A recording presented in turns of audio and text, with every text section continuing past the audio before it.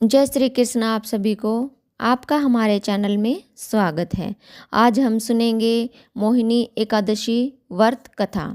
एक समय की बात है, भगवान श्री कृष्ण और सम्राट युधिष्ठिर एक साथ बैठकर संवाद कर रहे थे।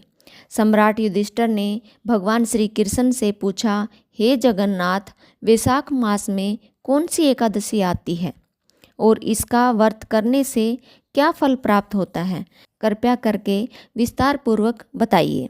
तब भगवान श्री कृष्ण ने बताया, हे युधिष्ठिर, वैशाख मास के शुक्ल पक्ष में आने वाली एकादशी को मोहिनी एकादशी कहते हैं।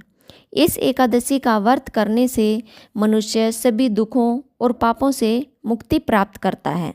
मोहिनी एकादशी व्रत कथा इस प्रकार है। प्राचीन काल में सरस्वती नदी के किनारे भद्रावती नामक एक राज्य था, जहाँ राजा धृतिमान राज्य करते थे। उनके राज्य में एक धनपाल नामक वैष्णव रहता था, जो भगवान विष्णु का भगत था। वह हमेशा दान पुण्य आदि कार्य करता था। उसके 5 पुत्र थे।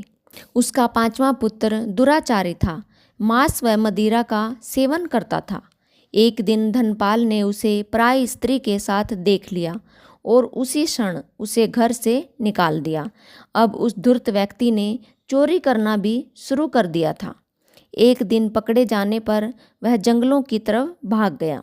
कुछ दिन बाद भूख प्यास से पीड़ित होकर घूमता घूमता पुनः ऋषि के आश्रम में आ पहुंचा। उस समय वैशाख मास चल रहा था। मुनिवर ऋषि गंगा स्नान करके वापस लौट रहे थे। ऋषि के भीगे हुए कपड़ों के कुछ छींटे उस धूर्त व्यक्ति पर भी पड़े, जिससे उसे सद्बुद्धि की प्राप्ति हुई।